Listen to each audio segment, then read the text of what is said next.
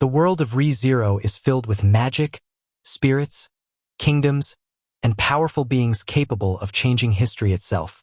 But behind all of its beauty and fantasy, the world also hides countless tragedies, mysteries, and dark secrets that continued shaping history for hundreds of years. Long before Subaru Natsuki arrived in this world, people already feared names that were spoken almost like legends. Names connected to disasters, destruction, and unimaginable power. Among all of them, none were feared more than the Witches of Sin. 7 women, each carrying one of the deadly sins, possessing powers so dangerous that even centuries after their deaths, the world still remembers them with fear. Some of them wanted knowledge, some wanted to save others, and some completely lost themselves to their own desires. But together, the Witches of Sin became some of the most important and mysterious figures in the history of ReZero. And today, we're going to talk about the lore behind each one of them. Among all the Witches of Sin, one of the most mysterious and intelligent was Echidna, the Witch of Greed. Unlike the other witches, Echidna was not driven by destruction or chaos. What she desired more than anything was knowledge. Endless knowledge. She wanted to understand everything about the world around her, no matter the cost. Magic, souls, immortality, contracts, even human emotions, nothing was ever enough to satisfy her curiosity. Despite her calm personality and friendly appearance, Echidna was actually extremely manipulative and emotionally detached. She often viewed people more as experiments than human beings, using others in order to continue learning and gathering information. Even centuries after her death, Echidna's influence still remained in the world of ReZero. She was connected to the creation of artificial spirits and had deep ties to characters like Beatrice and Roswell. Roswell in particular became completely obsessed with her, dedicating hundreds of years of his life trying to fulfill her wishes and recreate the future she desired. Echidna was also responsible for the sanctuary and the trials hidden within the tomb, where Subaru first encountered her during the story. At first, Echidna appeared kind and understanding toward Subaru. During some of his darkest moments, she listened to his suffering and gave him a place where he could finally speak openly about the pain caused by return by death. But over time, Subaru realized that Echidna's kindness was not true compassion. She was fascinated by his ability and wanted to use his repeated deaths to satisfy her endless greed for knowledge. At one point, Echidna even offered Subaru a contract. She promised she would help him overcome every obstacle using her intelligence and understanding of the world. But in return, Subaru would continue using return by death endlessly, allowing Echidna to experience and learn from every possible future through him. That moment revealed the true nature of the Witch of Greed. Echidna did not seek power, wealth, or control over the world. She simply wanted to know everything, regardless of how much suffering it caused. Although Echidna died around 400 years before the main story, the exact cause of her death still remains unknown. However, even after her death, her consciousness continued existing through powerful magic inside the Dream Castle, the place where Subaru met her during the sanctuary trials. And because of her endless desire for knowledge, many people believe that even death itself was never enough to stop the Witch of Greed. The next witch was Minerva, the Witch of Wrath, one of the most emotionally driven and unpredictable among the Witches of Sin. Unlike what her title might suggest, Minerva was not someone who enjoyed violence or destruction. In fact, she hated seeing people suffer more than anything else. Whenever she saw someone injured or in pain, Minerva would immediately try to heal them, no matter who they were. However, the way her powers worked made her one of the most dangerous witches in existence. Minerva healed people by striking them with her fists, restoring their bodies instantly through her authority. But every time she used her powers, the world itself paid the price. Natural disasters, earthquakes, storms, and destruction would occur somewhere else in exchange for the energy used to heal others. This created a tragic contradiction around her character.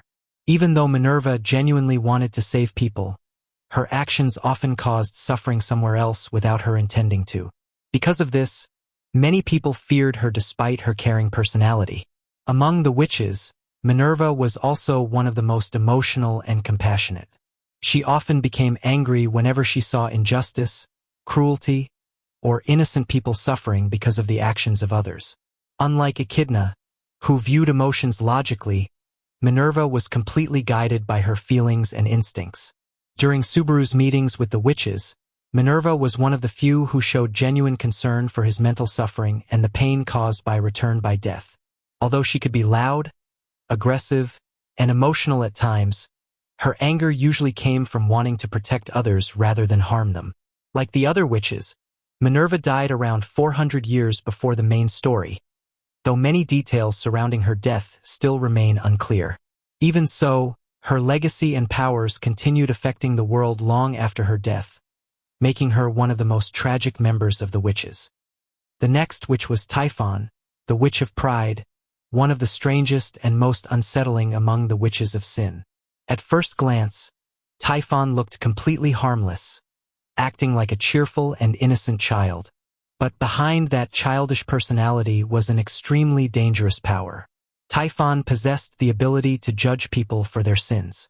If she believed someone was guilty, her authority could instantly shatter their body into pieces as if they were made of glass. What made her so terrifying was the way she judged others. Like a child, Typhon viewed morality in a very simple way. To her, people were either good or evil, with no middle ground or deeper understanding behind their actions. Because of this, her powers became unpredictable and frightening even to innocent people. Despite the fear she caused, Typhon herself rarely understood the seriousness of her actions, making her one of the most unsettling witches in Re:Zero. Unlike some of the other witches who were feared because of cruelty or hatred, Typhon was terrifying because of her innocence and childish sense of justice. According to the lore, Typhon eventually died after falling into the water near Priestella and drowning, something almost ironic considering how terrifying her powers truly were. Even one of the most dangerous witches in history still possessed the body and innocence of a child. And even centuries after her death, the Witch of Pride continued to be remembered as a symbol of dangerous innocence mixed with absolute power. The next witch was Sekhmet, the Witch of Sloth, one of the most powerful beings in the entire world of Re:Zero. Among all the witches of sin, Sekhmet was considered second only to Satella in terms of raw strength. Despite this, her personality was the complete opposite of what most people would expect from someone so powerful. Sekhmet was extremely lazy, constantly tired, and uninterested in almost everything around her. She preferred resting and avoiding effort whenever possible, often speaking slowly and sounding completely exhausted during conversations. However, behind that lazy personality was an overwhelming amount of power. Sekhmet possessed an authority capable of crushing and destroying targets through invisible force, allowing her to attack enemies without even touching them directly. Even powerful opponents stood little chance against her abilities. According to the lore of Re:Zero, Sekhmet was powerful enough to defeat an entire army sent by the divine dragon Volcanica. This alone made her one of the most feared witches in history. Unlike some of the other witches, Sekhmet usually avoided conflict whenever possible simply because fighting required effort she did not want to waste. But when forced into battle, her destructive abilities became terrifying. During the witches' tea party, Sekhmet appeared calm and detached from most conversations, often showing little interest in what was happening around her. Like the other witches, Sekhmet died around 400 years before the events of the main story, though many details surrounding her death remain unknown. Even centuries later, the legend of the Witch of Sloth continued to survive throughout the world because of the terrifying power she once possessed. Another one of the most terrifying witches was Daphne, the Witch of Gluttony.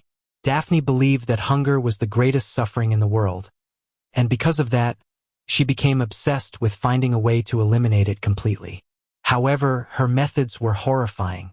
In order to solve starvation, Daphne created the three great Mabiests: the white whale, the black serpent, and the great rabbit. The white whale became feared for its ability to erase people and memories through its fog. The black serpent spread deadly poison wherever it traveled. And the great rabbit became known as one of the most terrifying creatures in existence, multiplying endlessly and devouring everything in its path. Ironically, the creatures Daphne created to stop suffering only brought even more death and destruction into the world. Daphne herself was constantly hungry and was often restrained because of her insatiable appetite, a trait that heavily influenced her view of life and eventually led to her obsession with ending hunger altogether. Despite this, Daphne never truly saw herself as evil. In her own twisted way, she believed she was helping humanity. Even after her death 400 years ago, the monsters she created continued haunting the world of Re:Zero long after the Witch of Gluttony disappeared. The next witch was Carmilla, the Witch of Lust. Unlike what most people imagine when hearing the word lust, Carmilla's powers revolved around love, affection, and the human desire to be accepted by others. Her authority allowed her to appear as the person someone loved most, making it almost impossible for many people to resist her presence. Because of this, Carmilla became one of the most psychologically dangerous witches despite rarely relying on violence. Ironically, Carmilla herself was shy, insecure, and uncomfortable with attention. During Subaru's meetings with the witches, she was one of the few who genuinely showed sympathy toward his suffering and emotional pain. Like the other witches, Carmilla died around 400 years before the main story, but the mystery surrounding the Witch of Lust continued long after her death. The final witch was Satella, the Witch of Envy. Among all the witches of sin, no name inspired more fear than hers. Around 400 years before the events of Re:Zero, Satella absorbed the witch factors of the other witches and became consumed by the authority of envy. This led to one of the greatest disasters in history, an event now known as the Great Calamity. During this catastrophe, Satella destroyed nearly half of the world and killed countless people. Eventually, she was stopped and sealed by three legendary figures: the divine dragon Volcanica, the sword Saint Redistria, and the sage Flugel. Unlike the other witches, Satella was never killed. She remains sealed to this day. However, Satella is far more complicated than the monster described in history books. Throughout the story, it becomes clear that Satella and the Witch of Envy may not be exactly the same person. While the Witch of Envy personality is violent, possessive, and destructive, Satella herself often appears gentle, emotional, and surprisingly caring. This is especially true whenever she interacts with Subaru Natsuki. For reasons that remain one of the biggest mysteries in Re:Zero, Satella deeply loves Subaru and repeatedly tells him to value his own life and continue moving forward no matter what happens. Many fans believe the secret behind Return by Death is directly connected to Satella herself. Others believe her connection to Subaru goes much deeper than anyone currently understands. Even after 400 years, Satella continues influencing the world from behind her seal. The witch cult worships her. Many of the world's greatest mysteries revolve around her, and countless questions about Subaru's journey seem to lead back to a single person: the Witch of Envy, Satella.